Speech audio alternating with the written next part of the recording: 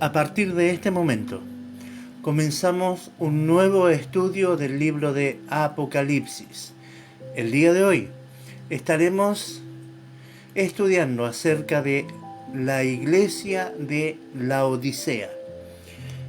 El pasaje bíblico se encuentra en el libro de Apocalipsis, capítulo 3, versículos 14 al 22. Versículos a los cuales le estará dando lectura mi amada esposa. La palabra del Señor dice así: y escribe al ángel de la iglesia en Laodicea: he aquí el Amén, el testigo fiel y verdadero, el principio de la creación de Dios, dice esto: yo conozco tus obras, que ni eres frío ni caliente. Ojalá fueses frío o caliente. Pero por cuanto eres tibio y no frío ni caliente, te vomitaré de mi boca. Porque tú dices: yo soy rico y me he enriquecido, y de ninguna cosa tengo necesidad. Y no sabes que tú eres un desventurado, miserable, pobre, ciego y desnudo. Por tanto, yo te aconsejo que de mí compres oro refinado en fuego, para que seas rico, y vestiduras blancas para vestirte, y que no se descubra la vergüenza de tu desnudez, y unge tus ojos con colirio, para que veas. Yo reprendo y castigo a todos los que amo. Sé pues celoso y arrepiéntete. He aquí, yo estoy a la puerta y llamo. Si alguno oye mi voz y abre la puerta, entraré a él y cenaré con él y él conmigo. Al que venciere, le daré que se siente conmigo en mi trono, así como yo he vencido y me he sentado con mi Padre en su trono. El que tiene oído, oiga lo que el Espíritu dice a las iglesias. Amén.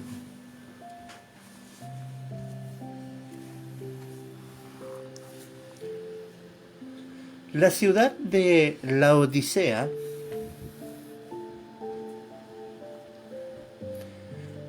fue fundada por Antíoco II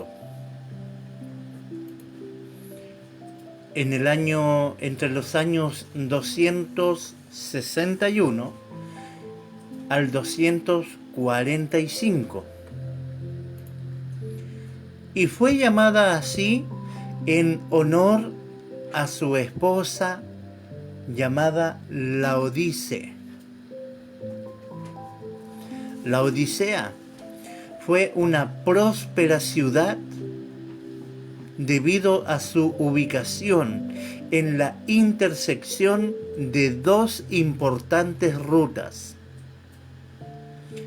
En aquellos días era uno de los centros comerciales más ricos de Asia Menor, además de ser un famoso centro bancario.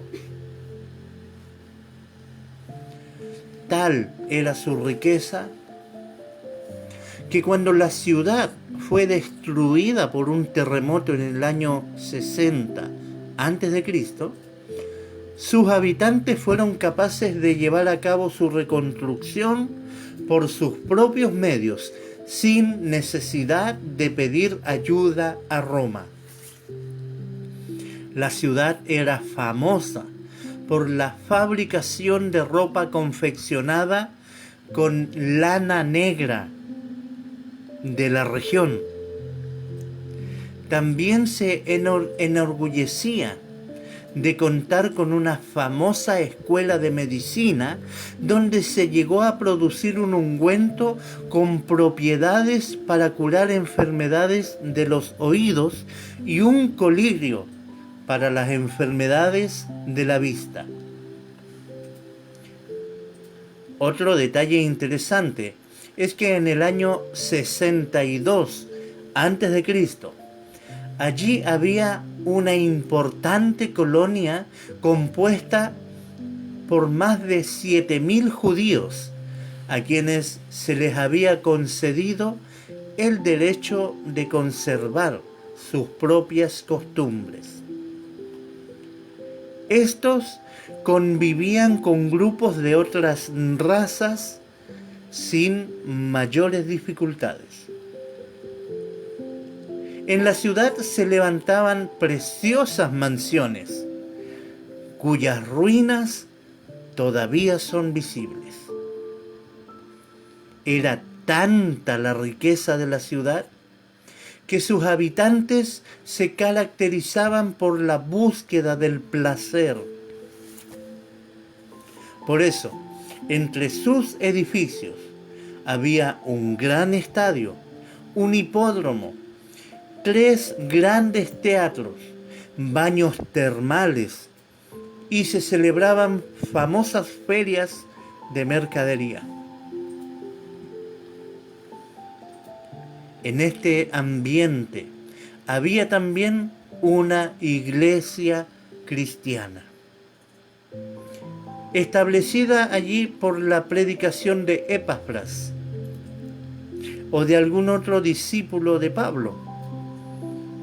El apóstol les escribió una carta que se extravió, nunca llegó a su destino, y que debía leer también esa carta en Colosas, y la de Colosas también debía ser leída en la Odisea. La relación entre ambas iglesias, Colosas y la Odisea, no era de extrañar, pues estaban a unos cuantos kilómetros, a 15 kilómetros aproximadamente una de otra, por lo tanto tenían una coinonía, tenían una hermandad entre ellas. En cuanto a la iglesia, en la época en la que Juan escribió el Apocalipsis, no se registra que sufriese algún tipo de persecución o tuviera herejías. Su problema era el orgullo y la ignorancia, provocados por su autosuficiencia y por su complacencia. Por esta razón recibió la condenación más severa de todas las que encontramos en estas 7 cartas.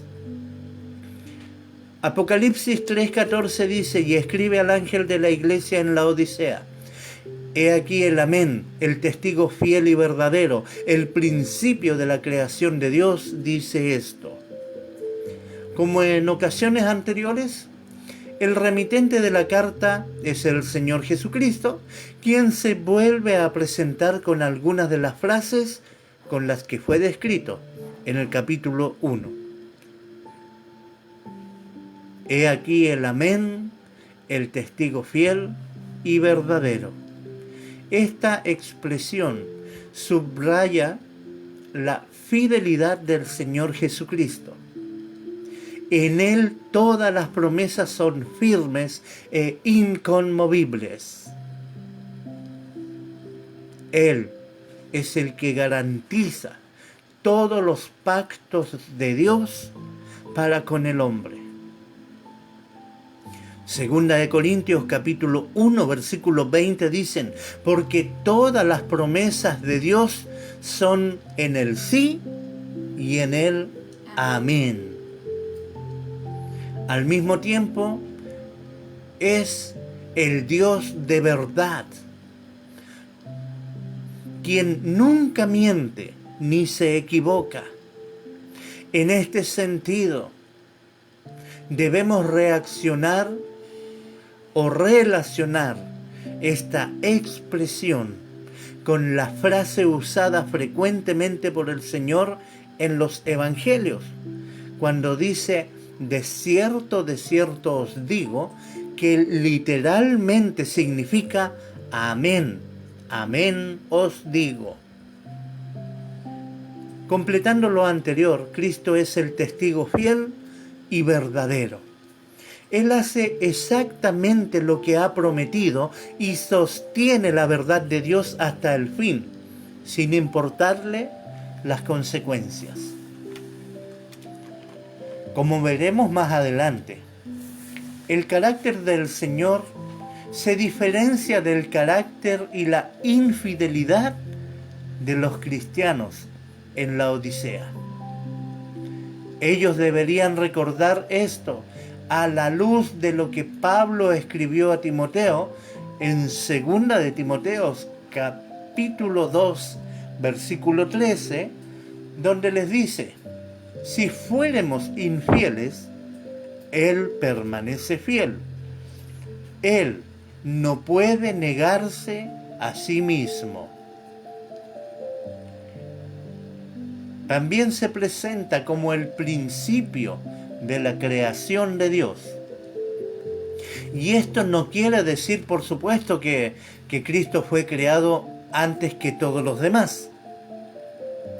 Hay algunas sectas que enseñaron esto, desde los arrianos en el pasado, o los testigos de Jehová, o los mormones en el presente.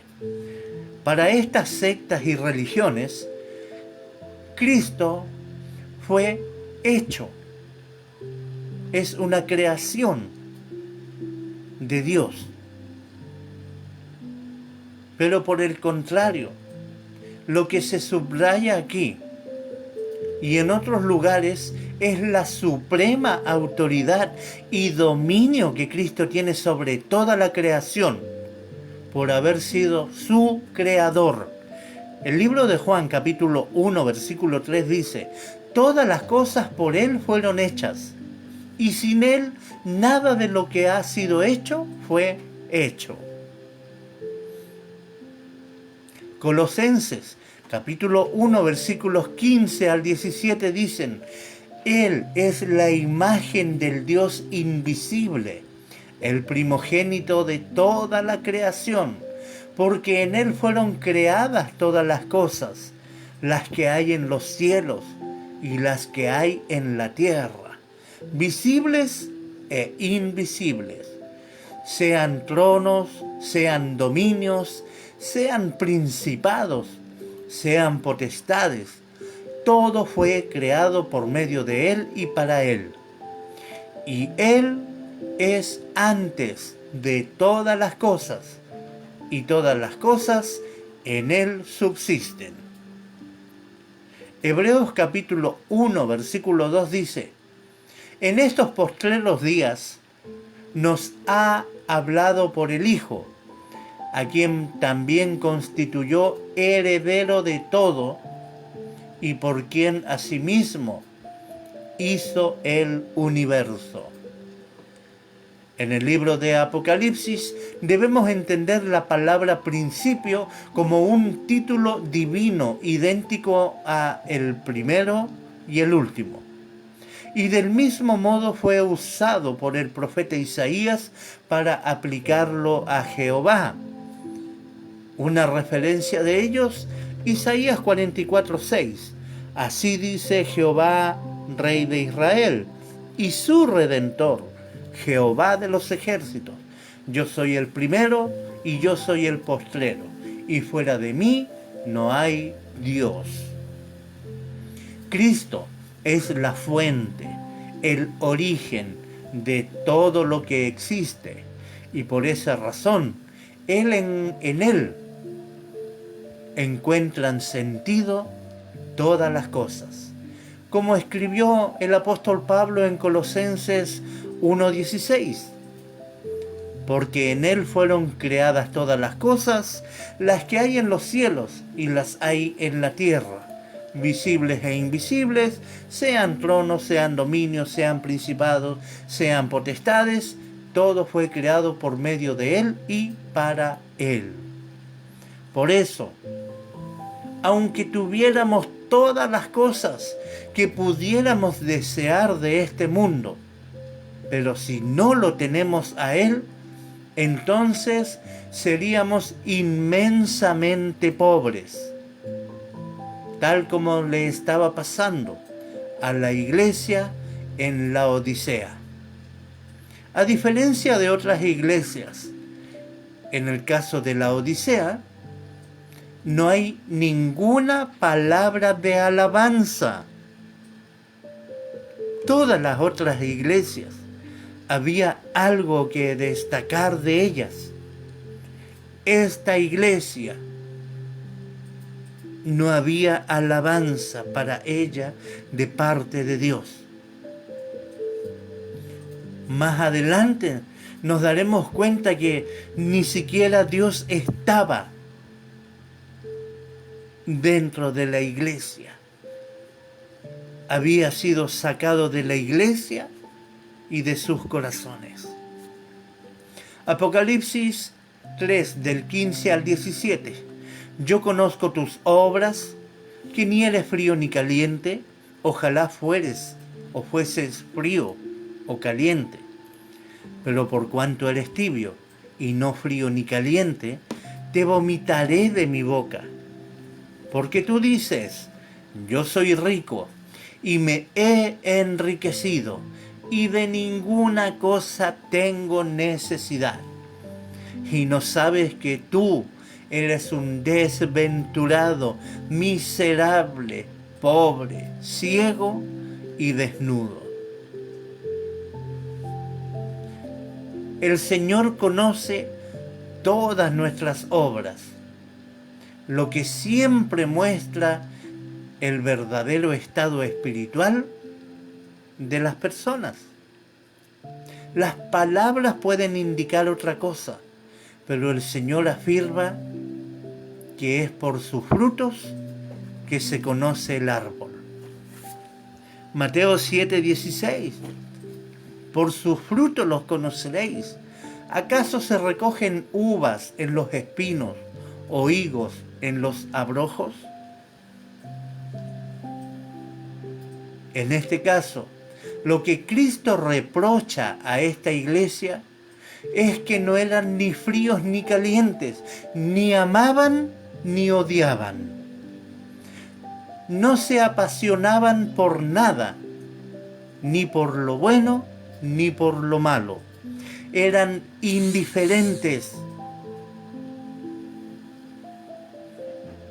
El agua caliente es útil y en este tiempo es rica para el baño. El agua fría sirve para calmar la sed en un día caluroso. Pero beber agua tibia, ¿a quién le gusta beber agua tibia? Es muy desagradable. En este sentido, es interesante notar el contraste con las iglesias de Éfeso y Tiatira. Mire a continuación. Observemos que en Éfeso los creyentes odiaban la falsa doctrina, pero no amaban. Mientras que en Tiatira amaban a las personas, pero no odiaban el error doctrinal. Y en la Odisea ni amaban ni odiaban. No les daba frío ni calor porque eran tibios. ¿Sabe cuál es la diferencia entre ser tibio a frío y caliente? Es que en esto Jesucristo dice, ojalá fuese frío o fueses caliente, pero tibio no. Porque alguien que esté ardiente, que esté calentito en el Señor, se constituye luz en medio de las tinieblas. Y un frío es aquel que no conoce a Cristo. Por eso es frío, porque no le ha conocido. Y por eso él dice, ojalá fueses frío o caliente, porque el frío aún tiene oportunidad de salvación, porque no ha conocido a Cristo. Pero el tibio ha comido en la mesa, ha disfrutado de los beneficios y no se ha convertido. Con frecuencia, muchos de nuestros problemas suceden por irnos a los extremos y no guardar el necesario equilibrio. Pero aquí vemos que al Señor le desagrada que no seamos extremistas, que no seamos fríos ni calientes.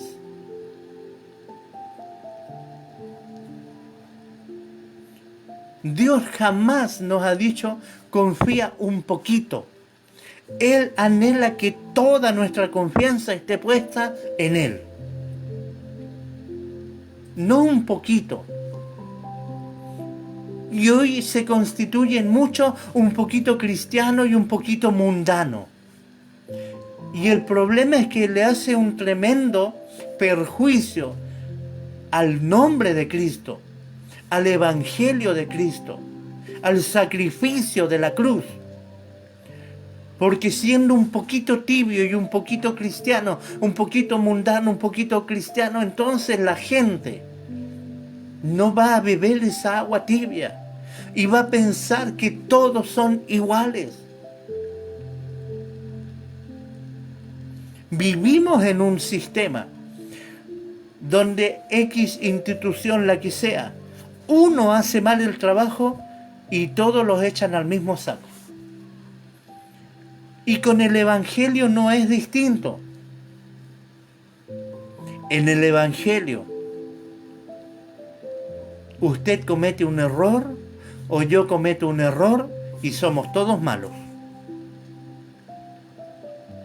¿Se ha fijado usted en los diarios, en los avisos, en las noticias? ¿Cuánta gente permanentemente es infectada? ¿Cuánta gente muere por asaltos? ¿Cuánta gente roba en este país? ¿Cuánta gente ha sido enferma? ¿Cuántas empresas han sido lugares donde muchos se han contaminado? Pero no vaya a haber uno cristiano. Investigan la vida o alguien está pendiente ahí para ponerle el letrero de cristiano, evangelista, pastor, evangélico. ¿Ha visto usted alguna vez que pongan testigo de Jehová, mormón, arriano, no sé, otros tantas sectas que hay? A ninguno le preguntan. Pero si es cristiano, lo sacan con letra roja y cadena nacional. Desacreditando, el enemigo busca desacreditar el Evangelio.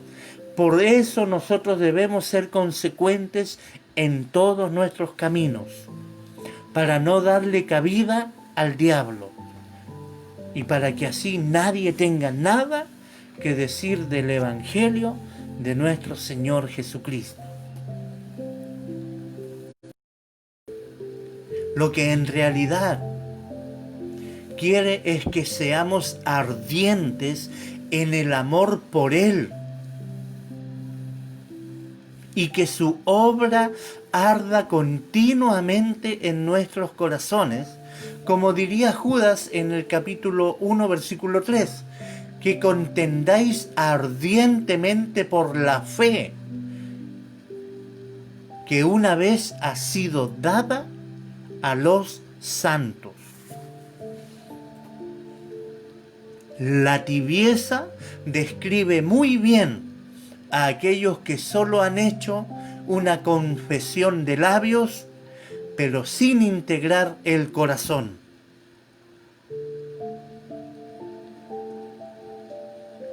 Y en el camino muchos han ido volviendo atrás. Y como en la primera iglesia, hay que recordarles de dónde han caído. Y decirle, vuelve a tus primeras obras. Porque en el camino se fueron apagando. En el camino fueron desmayando. En el camino fueron perdiendo confianza. Faltan cristianos extremistas, faltan cristianos que le crean a Dios, faltan cristianos de tomo y lomo, faltan cristianos que digan, bueno, si esta es la voluntad del Señor, seguimos, sea como sea, vamos a seguir adelante, vamos a caminar sobre las aguas, y aunque no veamos puente, y aunque no veamos nada, pero seguiremos adelante, porque si el Señor nos ha encomendado esto, Él hará, Él suplirá, Él proveerá. Jehová Jireh. Faltan cristianos que le crean a Dios. Faltan cristianos que dejen de parecer mendigos y se tomen de las promesas. El problema es que para tomarme de la promesa tengo que trabajar. Porque la palabra dice que el obrero es digno de su salario. Pero hoy día muchos se quedaron igual que cuando usted va al supermercado y encuentra un montón de gente, o pasa por una iglesia católica y encuentra un montón de gente afuera esperando que le den una moneda. Muchos cristianos hoy están en esa condición de tibieza, que no son fríos ni calientes, son tibios, y al que pasa por afuera están estirando la mano a ver cómo les pueden ayudar. El problema es que esos mismos tibios son los primeros que cuando venga la persecución comenzarán a entregar a aquellos cristianos que han sido fieles al Señor, a aquellos cristianos que han dejado todo, que han dado todo por la obra. Porque en su tibieza solo les interesa su propio bien. Qué lamentable y qué verídico es lo que sucede en esta iglesia y en estos tiempos que estamos viviendo. Por cuanto eres tibio y no frío ni caliente, te vomitaré de mi boca. La iglesia en Laodicea estaba en un grave peligro porque si persistían en esa actitud, el Señor los vomitaría de su boca. Literalmente le dice a la iglesia, estoy a punto de vomitarte, ya no te aguanto. Oiga, cuando usted tiene que ir a hacerse exámenes, quienes se los han hecho, quienes tienen que hacérselo, de pronto hay un examen que es malísimo, que es el examen a la glucosa. Amén. Que tienen que tomar glucosa y no puede haber nada más desagradable porque no te lo puedes beber porque se va quedando pegado y lo único que quieres es vomitarlo. Así está el Señor Jesucristo con la tibieza de su pueblo.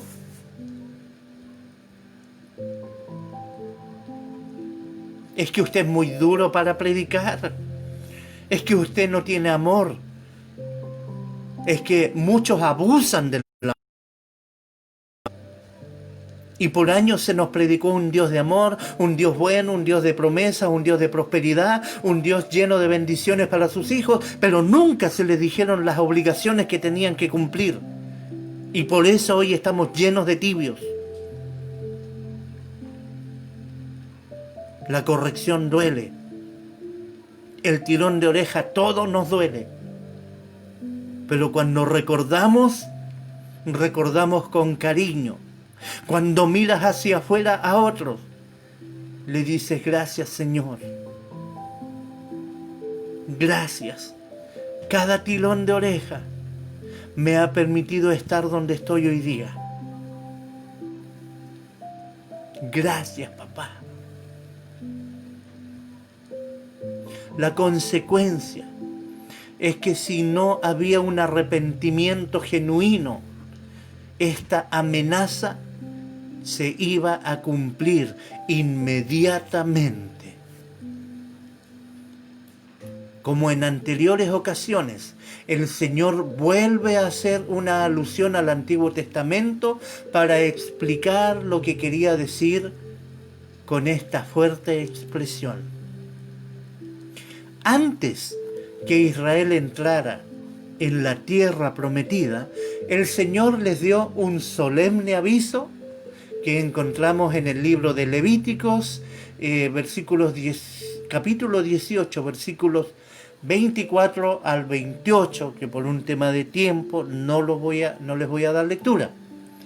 Pero allí se le advirtió que iba a vomitar a los cananeos que vivían allí por causa de las abominaciones con que habían contaminado la tierra. No podía tolerarlos más. Le hacían sentir enfermo. Pero a continuación les advirtió a los propios israelitas que también haría lo mismo con ellos si seguían las costumbres abominables de esas naciones que Dios estaba expulsando delante de ellos. ¿Qué ocurrió? Imagínense, al poco tiempo se olvidaron del Dios vivo y verdadero. No quisieron escuchar a los profetas que el Señor les envió para llamarles al arrepentimiento.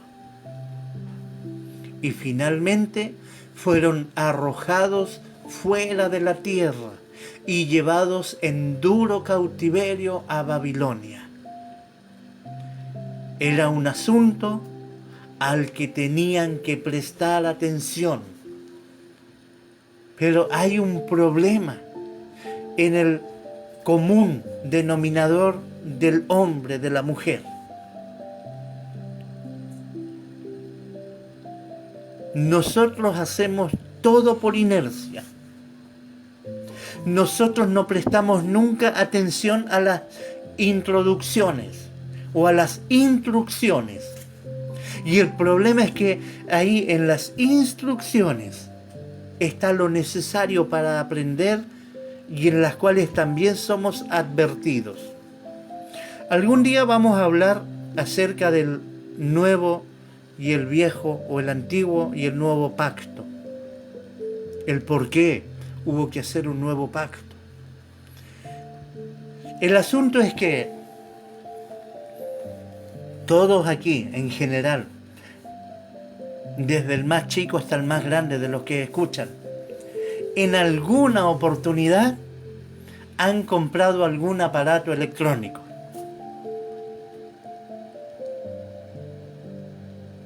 Y ese aparato electrónico trae un catálogo, trae unas instrucciones.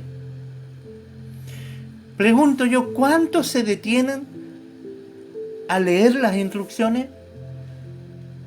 No, si aquí viene el enchufe, enchufémoslo, ¡pum! ¿Quién lee las instrucciones? La única manera o el único momento en que tomamos el catálogo es cuando vemos que lo enchufamos y el aparato no encendió. Entonces comenzamos a tomar las instrucciones. Cuando queremos instalar algún programa, ya sea en nuestro teléfono o en un computador, bajamos el programa y antes de instalarlo nos da un acuerdo. Instrucciones. ¿Quién lee las instrucciones? Vamos, siguiente. Lo único que queremos es hacer un pronto uso del beneficio. Y ese es el problema del ser humano como cristiano, que quiere hacer uso de la bendición, quiere hacer uso de la salvación, quiere hacer uso de las promesas, pero no pone cuidado a las instrucciones. Entonces decide vivir tibiamente. ¿Cómo está, hermano? Ahí más o menos. No está mal ni está bien, está más o menos. ¿Y cómo está la hija? Más o menos. Son tibios. Nosotros tenemos que aprender a hablar por fe. Y aunque estemos mal, decir, estamos bien. Amén. No sacamos nada con seguir echándonos para abajo. Tenemos que confiar en el Señor y tenemos que comenzar a hablar por fe, que aunque estemos mal, bueno, Dios nos sacará de ahí porque Dios está probándonos. Y Él espera que nosotros tengamos la capacidad de decir, estamos bien. Habrán pruebas, habrán aflicciones, pero debemos siempre, mire, siempre que el aparato que usted compró no funciona, se va a ver la garantía, el por qué no prendió, por qué prende esta luz y esta otra no la prende, y ahí recién toma el catálogo. Al cristiano le pasa lo mismo. Dios anhela que usted tome el catálogo, que usted tome las instrucciones para la vida eterna. Juan 5:39 dice, escudriñad las escrituras porque en ellas os parece que encontráis la vida eterna. Y ellas son las que dan testimonio acerca de mí. Pero ¿quién quiere tomar las instrucciones hoy día? ¿Quién quiere leer la Biblia? No, pero cuando me pasó cualquier cosita, Señor, ¿dónde estaba, Señor? Es que ya dentro de las instrucciones, dentro de las escrituras estaban las advertencias. Velad y orad para que no caigáis en tentación. No sabía. Nunca me lo habían dicho. Es que nunca nos damos el tiempo para leer las escrituras, para comprenderlas.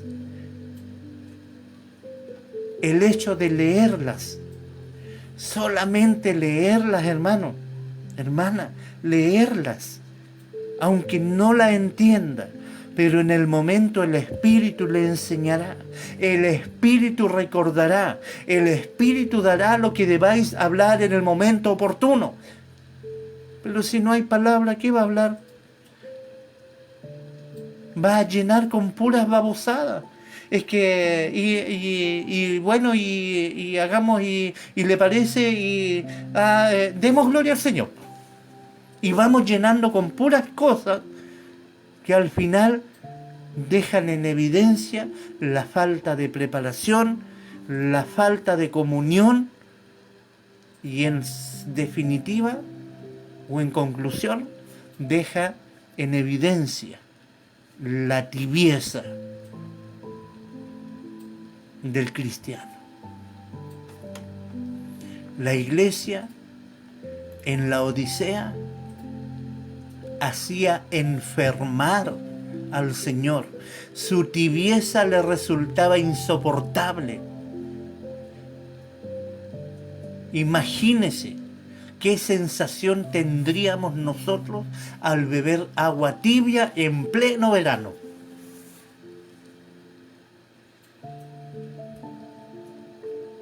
Esta acción sugiere rechazo y disgusto.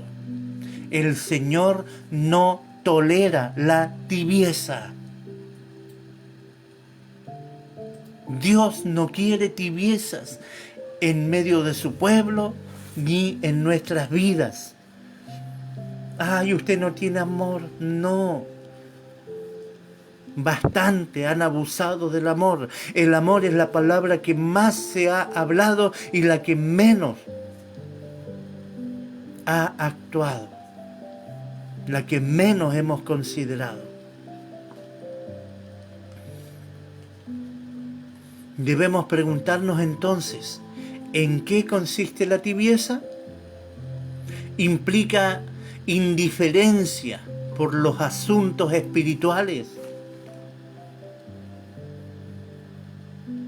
Vamos a hacer esta semana tenemos reuniones martes, jueves, viernes y domingo.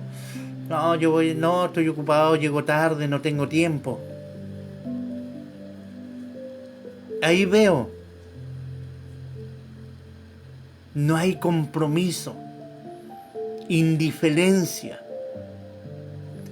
La persona no se preocupa por la enseñanza bíblica. ¿Qué vamos a hacer hoy día? No, hagamos cualquier cosita. Uy, habemos tan poquito, ¿por qué no oramos y los vamos al tiro nomás? ¿Cuántos son los que han cargoseado a sus pastores, a sus líderes, a quienes van por delante para decirle, oiga, enséñenos de la palabra? Ojo, no nos prediquen, que no te prediquen, que te enseñen. Es muy distinto. Porque las sinagogas se usaban para enseñar la palabra. Jesucristo, los apóstoles iban a ofrecer acción de gracia, iban a enseñar la palabra. Se paraban en las esquinas, se paraban en las salidas de los templos, se paraban en el desierto, se paraban en la barca a la orilla del mar y predicaban. Usted y yo necesitamos adquirir conocimiento de la palabra. Y adquirir conocimiento significa alguien que nos enseñe. Porque en la medida que se enseña, yo estoy seguro que muchos de ustedes han dicho, uy, yo leí tantas veces esto y jamás me di cuenta de lo que decía. Jamás lo había pensado de esa manera. Y muchas veces sentimos que se nos cae una venda de los ojos. Muchas veces decimos, ¿cómo yo no lo había visto? Yo no lo había entendido de esta manera. Es que necesitamos que alguien nos enseñe.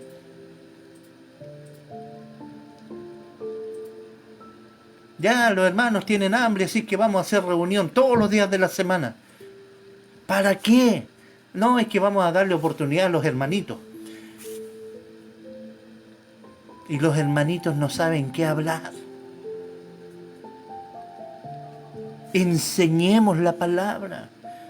Usted exija que le enseñen. Porque en la medida que usted aprenda, podrá enseñarle a otros.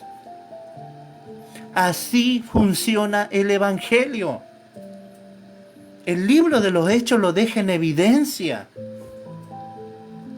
Dice que en el día de Pentecostés cerca de 3.000 se convirtieron y se unieron a la iglesia local y compartían el pan y la palabra.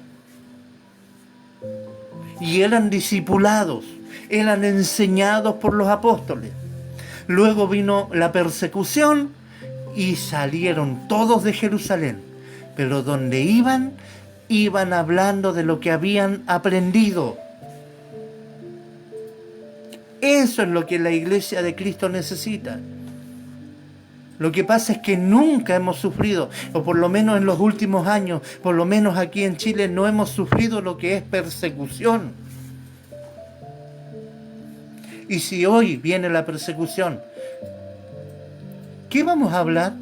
¿Va a salir alguien hablando de Cristo? ¿O va a salir mejor con la cabecita agachada? Se pone un sombrerito, un gorrito. Total, ahora como hay que usar la mascarilla, se le van a ver los puros ojos. No lo van a reconocer como cristiano. No le va a pasar lo que le sucedió a Pedro. Como se dice, va a pasar piola. El cristiano, los primeros cristianos salieron de Jerusalén llevando las buenas nuevas de salvación. No fueron a esconderse. ¿Qué haremos nosotros cuando venga la persecución? Tendremos la capacidad de donde quiera que nos vayamos, de donde quiera que tengamos que estar, poder hablar con denuedo la palabra del Señor. ¿O mejor guardaremos silencio? Así no incomodamos a nadie. Al tibio no le importa si hay errores doctrinales y tampoco se preocupa por combatirlos. ¿Cuánto cristiano de todas las jinetas, con todos los títulos, cometen atrocidades en los púlpitos hablando cosas, palabras, frases que suenan hermosas, que suenan bíblicas, pero que no lo son? Y toda la gente, amén, amén, amén. Y no hay nadie que tenga celo por la palabra del Señor y que tenga la capacidad de acercarse y tratar de enseñar. Si no se trata de pelear, no se trata de discutir, se trata de enseñar, de ver, de hacer ver el error para salir de una mala doctrina, para salir de errores doctrinales. Hoy muy pocos se atreven a hacerlo. Y dejamos que hable nomás, total, ya sí. Dejemos nomás. Y nos vemos que contaminan al resto. Yo sé, hermanos, miren, a mí me ha tocado estar en muchas partes donde soy invitado. Y como invitado no tengo mucho tiempo ni espacio. De hecho, muchas veces nos invitan y ni nos consideran. Amén. Y cuando nos consideran, aprovechamos esa pequeña oportunidad para poder hacer ver las verdades. Y con la palabra, con la Biblia en la mano, para que abran los ojos.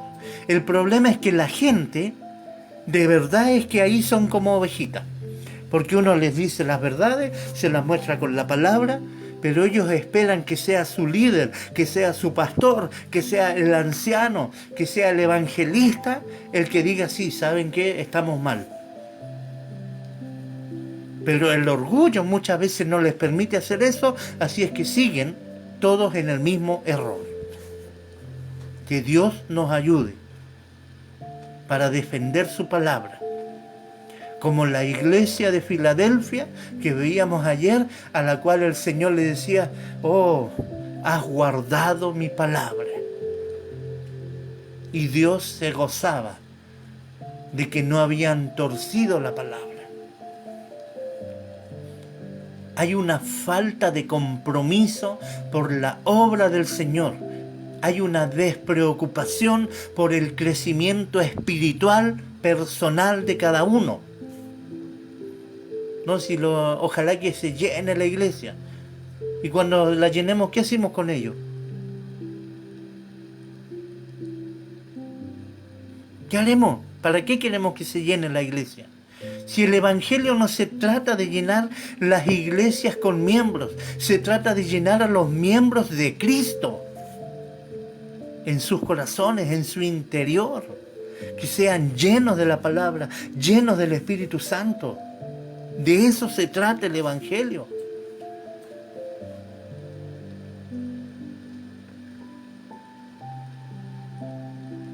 Frente al mundo hay una pérdida del sabor y los efectos que el creyente tiene. Porque el creyente tiene que ser la sal de la tierra. Pero si es tibio, es sal desvanecida.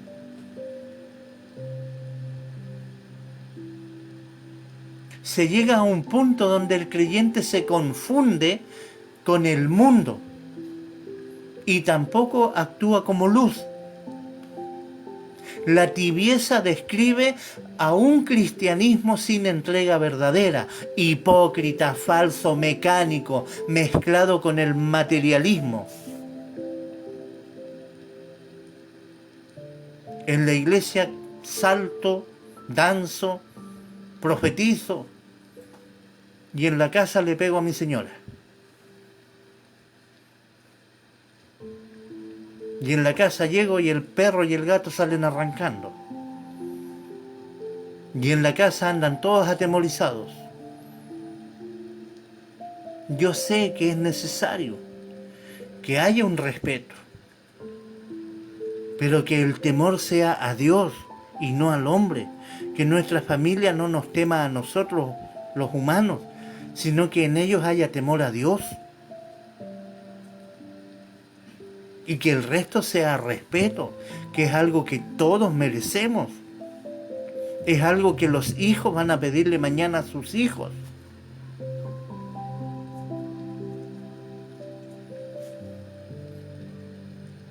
Esta es una condición muy peligrosa, en la que no hay ninguna garantía de auténtica vida espiritual. En este punto podemos describir a un cristiano mundano, un profesante no nacido de nuevo. Sencillamente, no ha nacido de nuevo. Cuando naces de nuevo, las cosas viejas pasaron, he aquí todas son hechas nuevas. La situación es grave. En el pasado el cristianismo no negó la divinidad de Cristo, no negó la redención de Cristo conseguida en la cruz. Los primeros cristianos no negaron acerca de su segunda venida. Pero ojo, cuidado, porque vivimos en una época donde encontramos que en muchos seminarios se están negando todas estas cosas que son los pilares fundamentales del cristianismo. ¿Dónde va a terminar todo esto? Cristo los vomitará. Tú dices, soy rico y me he enriquecido y de ninguna cosa tengo necesidad. Otra pregunta que nos debemos hacer es cómo habían llegado a esta situación. Y la respuesta la encontramos en las propias palabras de la iglesia en la Odisea. Ella decía de sí misma que era rica y que no tenía necesidad de ninguna cosa. En esta frase parece entreverse que ellos mismos se felicitan a sí mismos por su situación. No veían ningún problema en su situación. De hecho, parecen rechazar el diagnóstico del Señor Jesucristo. Eso es ambiguo. No, ahora hay que modernizarse. La palabra está antigua. El Papa Francisco ha dicho que la palabra ya está obsoleta, que hay que cambiar el libro, que no corresponde a los tiempos que estamos viviendo. Dios tenga misericordia. El problema, por lo tanto, es que se negaban a verse tal como eran realmente y para colmo tenían un exceso de confianza en sí mismos. Pero ¿en qué habían puesto su confianza? Notemos que comienzan diciendo, yo soy rico y me he enriquecido. En otras palabras, estaban expresando su orgullo y satisfacción por lo que habían ganado por sus propios esfuerzos. Seguramente los miembros de la congregación pertenecían a la clase alta de la sociedad, gozaban del respeto de la comunidad y tenían dinero de sobra. Es probable que su lugar de reuniones fuera un edificio maravilloso, con muchas comodidades. Toda su riqueza se reducía a recursos materiales y humanos. Pero no es la riqueza que el Señor valora. De hecho, habló de este tipo de riquezas como el engaño de las riquezas, que impide que la palabra sembrada en el corazón llegue a producir fruto. El libro de Mateo, capítulo 13, versículo 22, dice lo siguiente: El que fue sembrado entre espinos, este es el que oye la palabra, pero el afán de este siglo y el engaño de las riquezas ahogan la palabra y se hacen infructuosas. Habían sido vencidos por el materialismo. Creían que eran ricos y en ese proceso de enriquecerse, su corazón se había enfriado en su relación con el Señor. Seguramente habían dejado también de asistir con regularidad a los cultos.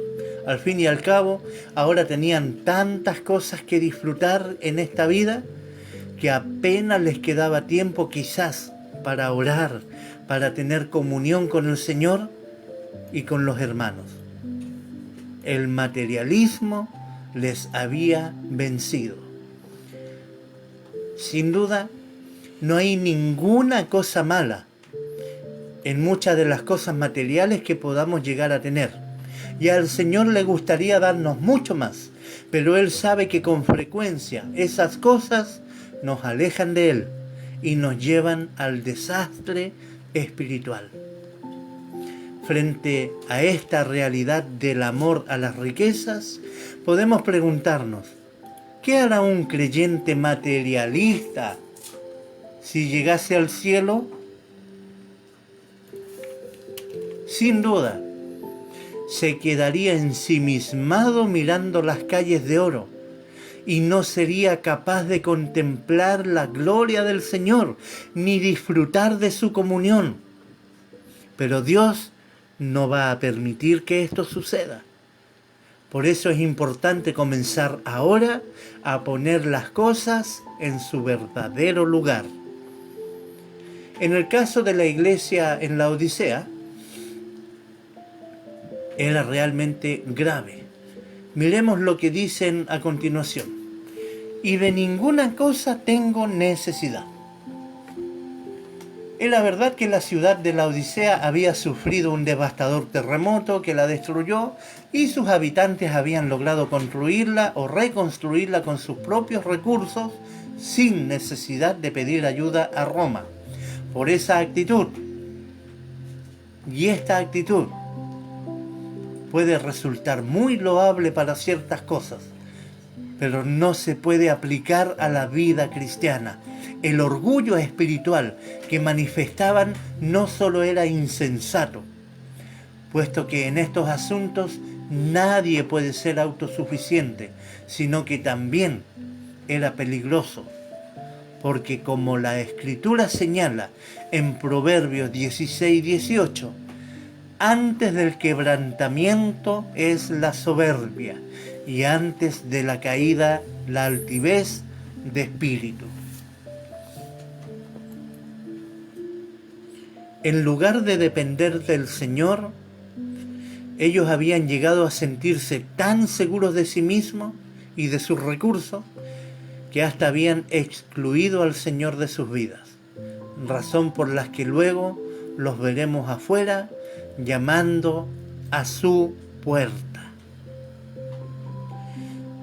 Y no sabes que tú eres un desventurado, miserable, pobre, ciego y desnudo. Los creyentes en la Odisea no tenían una percepción adecuada de su verdadera situación. Su riqueza les había dado una falsa sensación de seguridad, pero su riqueza material no era un reflejo de salud espiritual. Tal vez creían que se les debía envidiar, pero la realidad es que eran dignos de compasión. A esta altura era difícil que cambiaran, porque para ellos en primer lugar tendrían que ver la gravedad de su verdadero estado espiritual. Y aquí estaba el problema. La opinión de la iglesia difería radicalmente de lo que el Señor decía sobre ellos. Mientras que ellos se creían ricos y pensaban que no tenían necesidad de nada, el Señor los veía como desventurados, miserables, pobres, ciegos y desnudos. Aquí radicaba uno de sus más graves problemas. Estaban ciegos. Según el diagnóstico divino, eran merecedores de lástima. Al fin y al cabo, solo tenían dinero. Pobres, ricos. Espiritualmente estaban en bancarrota y eran mendigos, incapaces de ver su propia condición. Es la condición de una persona que se encuentra grave, pero que se niega a ir al médico para ser tratada. Definitivamente, no existe peor ciego que aquel que no quiere ver. Apocalipsis 3, 18, 19. Por tanto, yo te aconsejo que de mí compres oro refinado en fuego, para que seas rico, y vestiduras blancas para vestirte, y que no se descubra la vergüenza de tu desnudez, y unge tus ojos con colirio, para que veas. Yo reprendo y castigo a todos los que amo. Sé pues celoso y arrepiéntete. Estaban tan ocupados en la vida ganando dinero y comprando cosas que habían desatendido el principal negocio, la vida.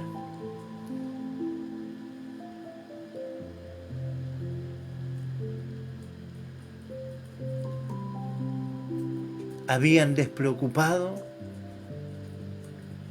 comprar oro divino. Ellos no lo sabían, pero sus ilusorias riquezas no eran dignas de ser comparadas con todos los tesoros y sabiduría que están escondidos en Cristo. Colosenses capítulo 2 versículos 1 al 3 dicen: porque quiero que sepáis cuán gran lucha sostengo por vosotros y por los que están en la Odisea y por los que nunca han visto mi rostro, para que sean consolados sus corazones, unidos en amor, hasta alcanzar todas las riquezas de pleno entendimiento, a fin de conocer el misterio de Dios, el Padre, y de Cristo, en quien están escondidos todos los tesoros de la sabiduría y del conocimiento. Ahora el Señor les hace una oferta de gracia. Por lo tanto, yo te aconsejo que de mí compres oro refinado.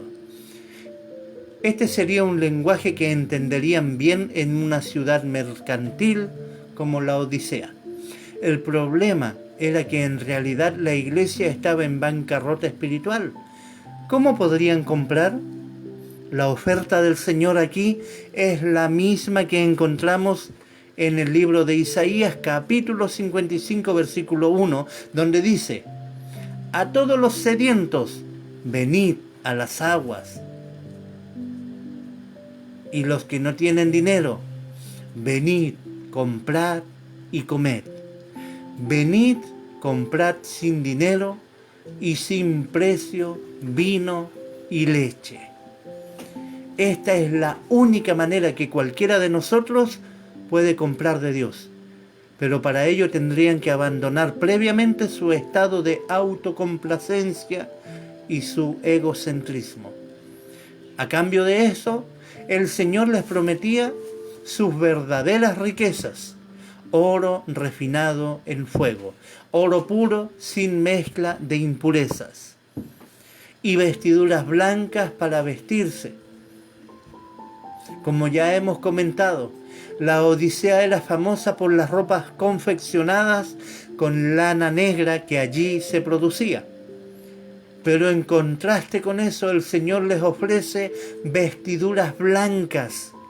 Estas últimas hacen referencia a la justicia de Cristo imputada al creyente. Recordemos que a la iglesia en Sardis, el Señor prometió a los creyentes que irían vestidos de vestiduras blancas. Está claro que no se refiere a vestiduras literales, sino a ser revestidos de Cristo. Gálatas 3:27 dice: porque todos los que habéis sido bautizados en Cristo, de Cristo estáis revestidos. ¿De qué sirve estar vestido con ropa muy bonita si debajo hay una personalidad mala y desagradable? Ni la ropa más bella del mundo no puede cubrir un carácter racista, mezquino, crítico, sarcástico, amargado.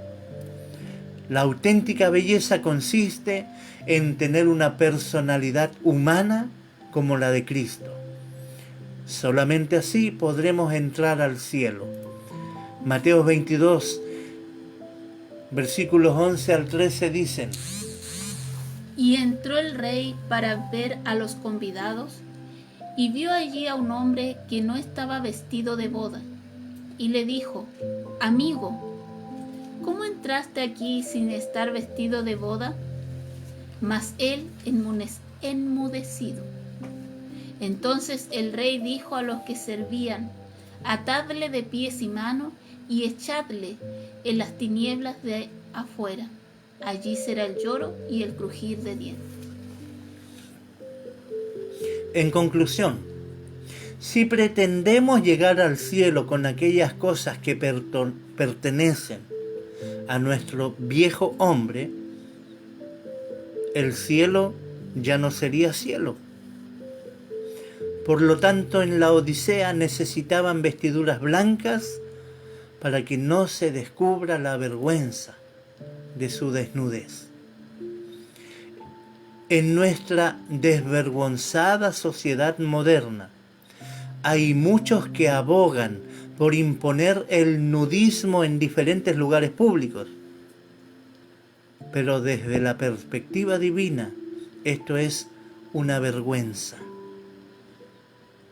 Así lo sintieron también Adán y Eva una vez que pecaron.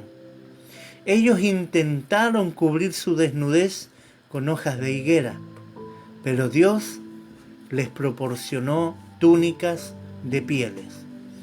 Para esto fue necesario la muerte de un animal inocente.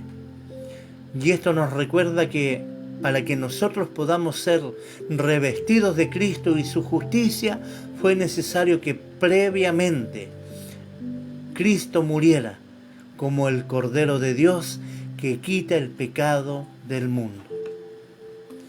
Y unge tus ojos con colirio para que veas. El colirio que se producía en la Odisea nunca lograría mejorar su visión espiritual. Por eso, lo que aquí les ofrece el Señor es el verdadero discernimiento espiritual que viene a través del Espíritu Santo.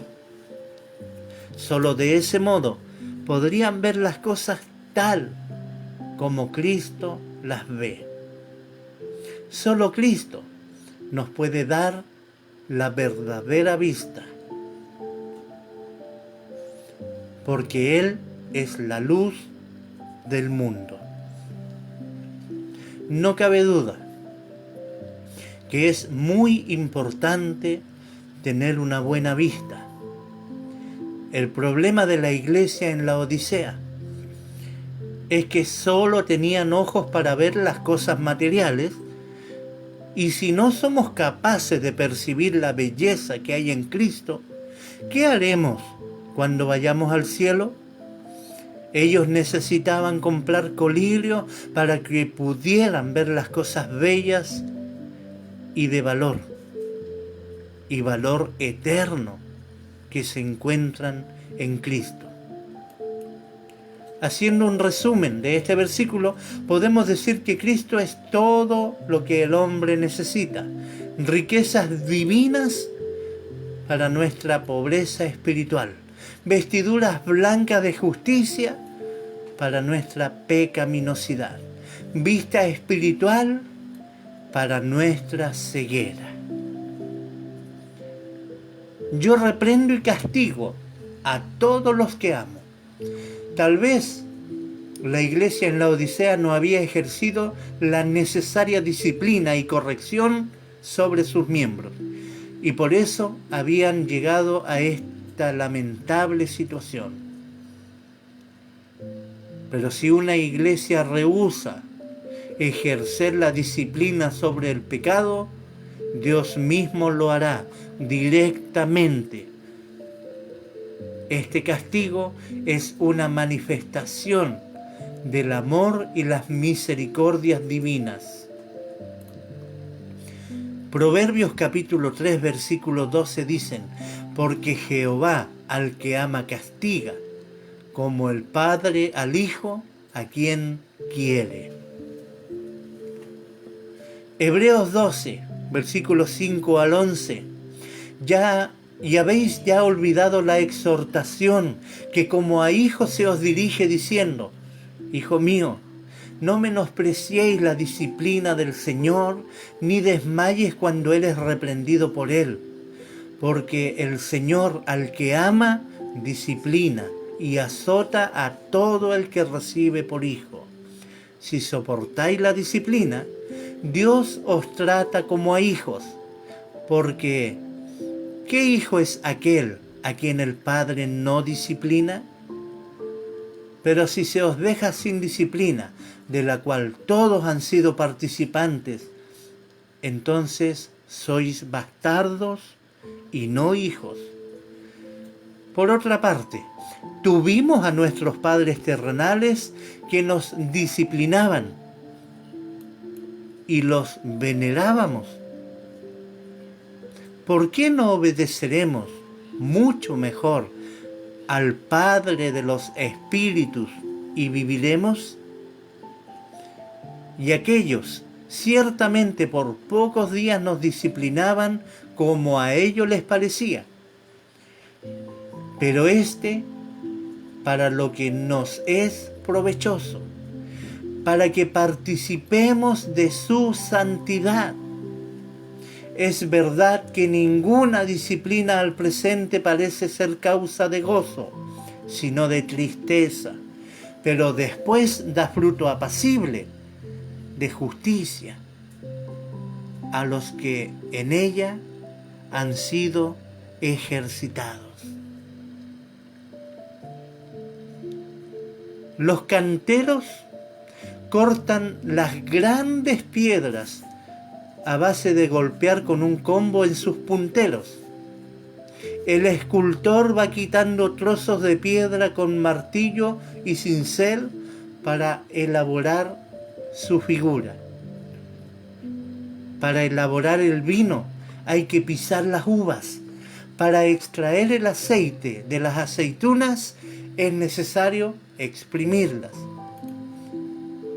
Un buen atleta debe someterse primero a rigurosos entrenamientos.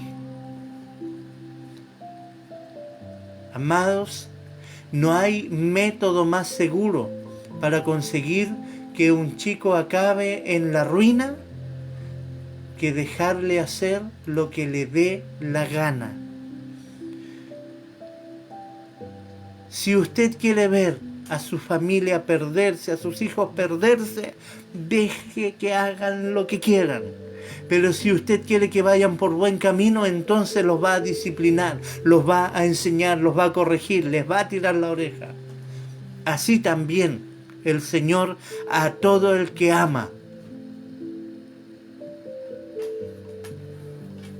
La disciplina y el sufrimiento son necesarios también en nuestras vidas para producir un carácter santo.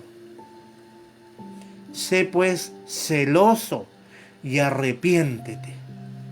El mal de la iglesia en Laodicea era su tibieza en los asuntos espirituales, algo que manifestaba en su ausencia de celo y entusiasmo en todo lo que hacían para el Señor.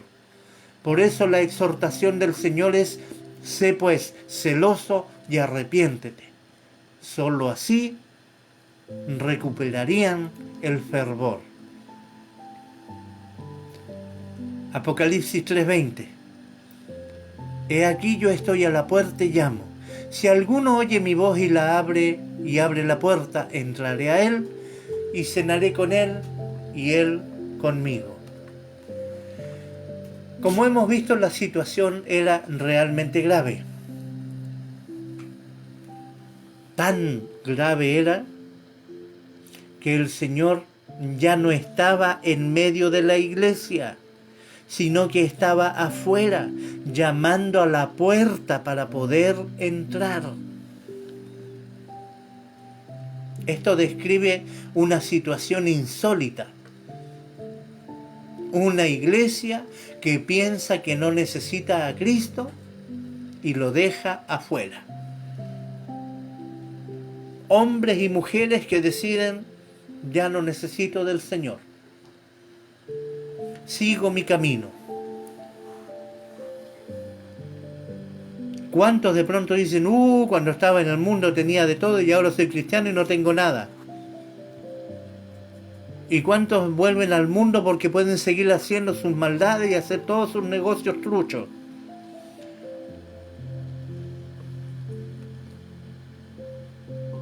Como no podía ser de otra manera, el Señor los trata como incrédulos y desde afuera, en su inmensa misericordia, los llama al arrepentimiento. Sigue buscándolos, porque sabe que sin Él seguirán estando desnudos y no dejarán de ser pobres y ciegos. Todo lo que tengamos en esta vida no cuenta para la vida venidera. Constantemente los llama esperando una respuesta, porque la puerta ha de ser abierta desde adentro. El Señor nunca entra a la fuerza en la vida de nadie. Notemos que si alguno, hasta este momento el Señor se había dirigido a la iglesia en su conjunto, pero la conversión es una cuestión o asunto personal. Por eso aquí apela a cada individuo. Para el Señor no hay distinción de personas, todos por igual son llamados. El Señor quiere entrar para tener una cálida comunión con cada persona. Entraré a Él y cenaré con Él y Él conmigo. Todo esto sugiere una relación familiar, disfrutando con calma de una buena cena después del duro día de trabajo. Quizás como un anticipo del glorioso banquete celestial que tendrá lugar en las bodas del Cordero. Ahora, cuando usted está en la presencia, cuando usted está lleno de la presencia del Señor, ¿te siente hambre? ¿Tiene ganas de hacer algo aparte de estar en la presencia de Dios? Solo se alimenta el alma, el espíritu y la mente. Apocalipsis 3:21. Al que venciera le daré que se siente conmigo en mi trono, así como yo he vencido y me he sentado con mi Padre en su trono. Cristo venció al pecado y ahora está sentado en el trono celestial. Esto nos recuerda que al principio de su ministerio, el mismo Satanás le tentó ofreciéndole todos los reinos de este mundo a cambio de su adoración. Por supuesto, el Señor rechazó esta tentación. Él contestó diciendo, al Señor tu Dios adorarás y a Él solo servirás. Con su respuesta dejó claro que si había que dejar de adorar a Dios para llegar a tener el mundo entero, entonces Él no lo quería. Un gran ejemplo para nosotros. Que el Señor nos ayude a entender que Él es el creador de todo y que teniéndolo a Él, lo tenemos todo, y sin Él nada de lo que podamos llegar a tener vale la pena ni tiene sentido. Gobernar con Cristo es el más alto honor al que un ser humano puede aspirar. Apocalipsis 3:22, el que tiene oído, oiga lo que el Espíritu dice a las iglesias. Esta expresión que encontramos al final de cada carta tiene el propósito de que cada persona, de forma individual, recapacite sobre lo leído y lo aplique correctamente a su propia vida. Cada una de las iglesias que recibieron estas 7 cartas eran diferentes unas de otras, y la razón estaba en que cada una de ellas tenía una disposición diferente a escuchar la palabra de Dios. En el caso de la Odisea, la pregunta que queda en el aire es si había alguien que todavía estaba dispuesto a escuchar la voz del Señor. Conclusión: la iglesia en la Odisea refleja una parte importante del cristianismo del siglo XXI. Aquí se describe una iglesia respetable, pero superficial y anémica. Cristianos entregados a los placeres de este mundo y que no ven la necesidad de negarse a sí mismos y crucificar el ensimismo, el gran yo soy. Cristianos solícitos en la búsqueda de nuevas experiencias, pero sin un verdadero anhelo de conocer la palabra de Dios. Cristianos que ya no defienden la doctrina bíblica porque no la conocen y porque han abrazado el relativismo de este mundo. Para terminar, cuenta una historia de una iglesia que en la puerta de entrada a su local habían escrito una frase que decía: nosotros predicamos a Cristo crucificado. Con el tiempo, una parra había ido creciendo a su lado y poco a poco empezó a tapar las palabras del letrero, empezando por el final. Primero cubrió la palabra crucificado. Y curiosamente, también la iglesia que se reunía en aquel lugar había dejado de predicar de la cruz de Cristo. Luego la parra siguió creciendo y también ocultó la palabra Cristo. Algo que una vez más también guardaba relación con lo que ocurría adentro. Ellos habían dejado de hablar de Cristo para centrarse en otro tipo de mensajes más sociales y del gusto de la sociedad moderna. Finalmente la parra creció hasta tapar la palabra predicamos, lo que también se correspondía con la realidad de esa iglesia. Habían cambiado la predicación por otras actividades más entretenidas. ¿Qué fue lo que quedó al final? Solo la palabra nosotros. Cristo ya no estaba allí, solo estaban ellos. Algo parecido a esto era lo que le había ocurrido a la iglesia en la Odisea. Y usted y yo, roguemos al Señor, clamemos a Dios para que nos libre de ir por ese camino. Amados, amadas, que el Señor Dios de paz les bendiga.